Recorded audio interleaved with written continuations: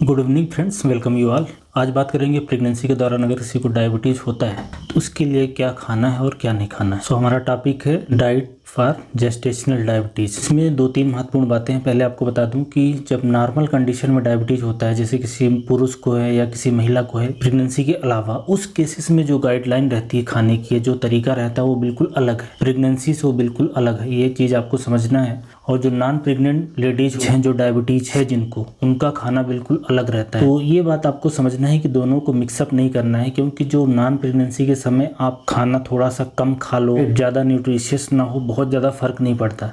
लेकिन प्रेगनेंसी के दौरान चूंकि बेबी को भी मदर से ही न्यूट्रिशन मिलता है, उसके आर्गन का डेवलपमेंट होता है, उसको प्रोटीन चाहिए, कैल्शियम चाहिए, आयरन चाहिए, मल्टीविटामिन चाहिए, अलग अलग तरह की बहुत सारी चीज़ें चाहिए ताकि उसका डेवलपमेंट हो।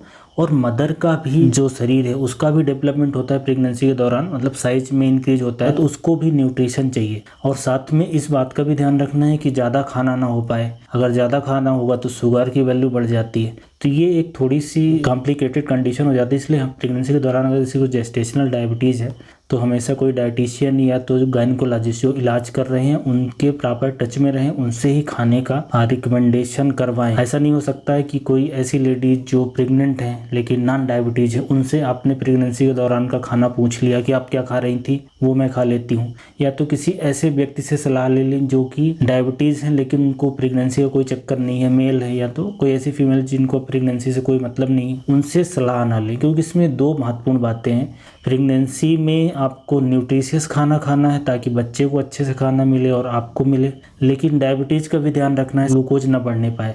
नॉर्मल कंडीशन में अगर किसी को डायबिटीज़ है तो शुगर की वैल्यू थोड़ी बढ़ भी जाए, पीपी 140 आ जाए, 150 आ जाए, 55 आ जाए, 130 रहे तो ज़्यादा फर्क नहीं पड़ता है। लेकिन प्रेगनेंसी के दौरान स्ट्रिक्ट कंट्रोल चाहिए, मतलब पीपी 120 से नीचे, फास्टिंग 95 से नीचे, HbA1c 6 के नीचे, मतलब बहुत ही स्ट्रिक्ट कंट्रोल चाहिए। नहीं तो बेबी में भी गलत असर पड़ सकता है और मदर को भी, और कई तरह के आप जितने तरह के नुकसान बच्चे को हो सकते हैं वो सारे डायबिटीज में हो जाते हैं अगर अनकंट्रोल रहे।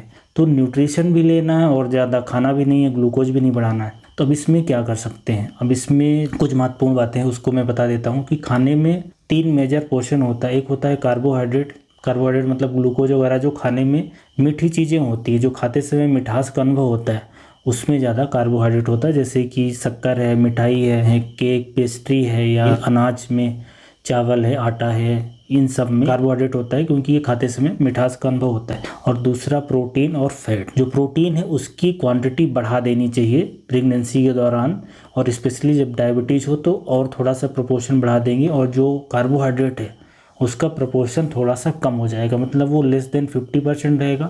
प्रोटीन का बढ़ जाएगा। और फैट भी चाहिए, पर अच्छा वाला फैट चाहिए, क्योंकि फैट का बहुत इंपॉर्टेंट रोल है बच्चे के डेवलपमेंट के लिए, ब्रेन के डेवलपमेंट के लिए, और दूसरे भी जो आर्गन बनते हैं, जो सेल्स बनती है, उसकी जो ऊपर की लेयर है, सेलुलर मेम्ब्रेन वगैरह, उसमें फैट चाहिए। तो फैट बहुत ज़रूरी है, प्रोटीन बहुत ज़रूरी है, कार्बोहाइड्रेट भी ज़रूरी है। इसलिए ये रिकमेंड करा जाता है कि आप जो घर का खाना है उस पे शिफ्ट हो जाएं। घर का खाना बना के खाएं। बाजार की जो चीज़ें होती हैं वो खराब रहती हैं, उससे ग्लूकोज कंट्रोल नहीं होगा और उससे प्रॉपर न्यूट्रिशन भी नहीं मिलेगा। और जो आपका घर का खाना है वो कॉम्बिनेशन होना चाहिए दालों का है। बहुत सारे ऐसे अनाज होते हैं जिनको साबुत खाया जा सकता है बिना आटे के, जैसे कि जौ, बाजरा, रागी, दलिया वगैरह है, इस तरह का खाएं। और चावल है, दाल है, रोटी, ये जब भी खाएं तो इनको ज़्यादा मात्रा में नहीं खाना है। 1-2 रोटी खाना है, दाल भी 1-2 कटोरी लिया, ऐसे ही चावल। और खाने को डिवाइड कर लें, मतलब 3 मील रहेगी और बीच में 2 स्नैक जैसा रहेगा, तो 5 या 6 बार खाना है। इसका क्या मतलब है कि आप जब कम खाओगे तो ग्लूकोज शरीर में बहुत तेजी से नहीं बढ़ेगा।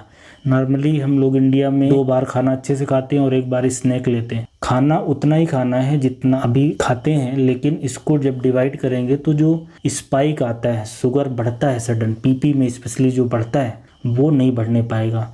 तो हेल्दी खाना है और साथ में इसको डिवाइड करके खाना है। कार्बोहाइड्रेट की बात करें, जैसे मैंने बताया कि रोटी, दाल, चावल, इन सब में होता है, थोड़ा मिल्क में हो जाता है। कॉम्प्लेक्स कार्बोहाइड्रेट वाली चीज़ें खाना है। कुछ सब्जियां होती हैं जिसमें कार्बोहाइड्रेट होता है। और जो बाजार की मिठाई है, चॉकलेट, पेस्ट्री, केक, शक्कर, इन सब में सिंपल शुगर होती है जो तेज़ी से बढ़ाती है। जैसे कि फ्रूट जूस है, वो बेकार होता है। सोडा, कोला, फेंटा, मिरिंडा ये सारे सिंपल शुगर हैं जो तेज़ी से बढ़ाते हैं, तो इनकी मनाही रहती है। प्रोटीन की बात करें कि प्रोटीन कहाँ से मिलेगा, तो जो नॉन वेज खाती महिलाओं उनको तो ज़्यादा समस्या नहीं आती, लेकिन जो वेज खाती उनमें प्रोटीन की इंडिया में स्पेशली प्रॉब्लम हो जाती है।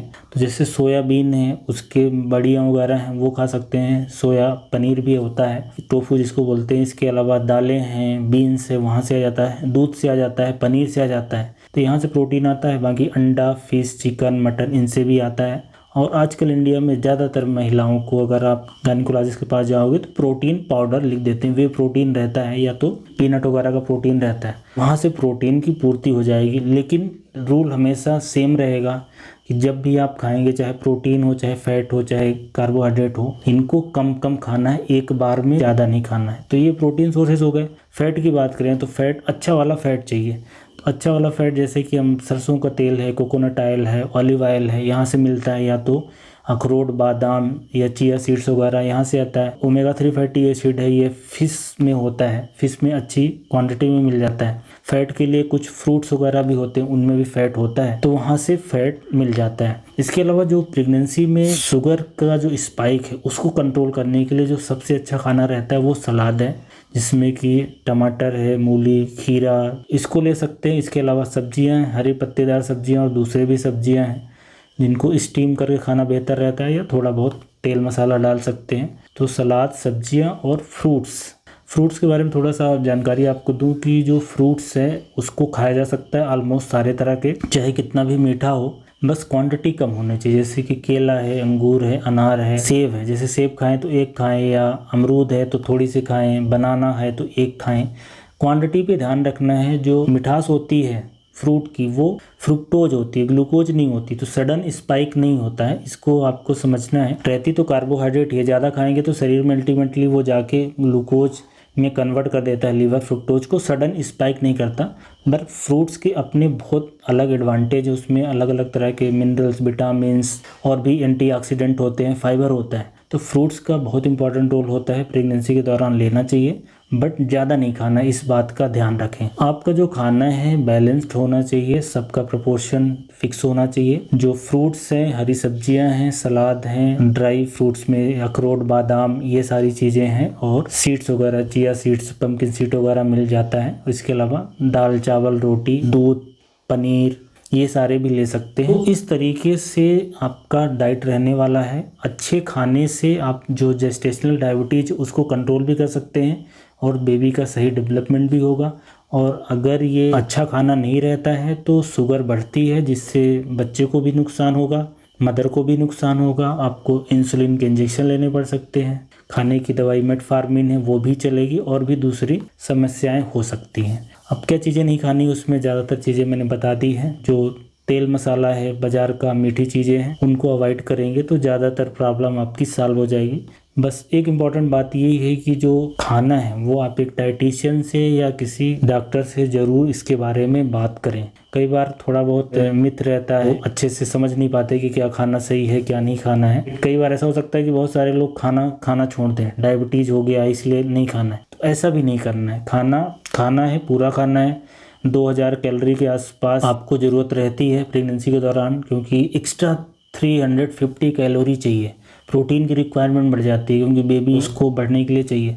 तो ओवरऑल जो रिक्वायरमेंट है वो बढ़ती है, पर जो खाने का प्रपोर्शन है उसको आपको सही तरीके से फॉलो करना पड़ेगा। तो अगर किसी को प्रेगनेंसी के दौरान डायबिटीज़ डायग्नोज होती है, या तो पहले से ही उनको डायबिटीज़ है, टाइप 2 हो चाहे टाइप 1 हो, उस दौरान खाने में क्या बदलाव करना है उसके बारे में ये जानकारी थी। वीडियो हेल्पफुल होगा ऐसी मैं उम्मीद करता हूँ। Thank you so much for watching this.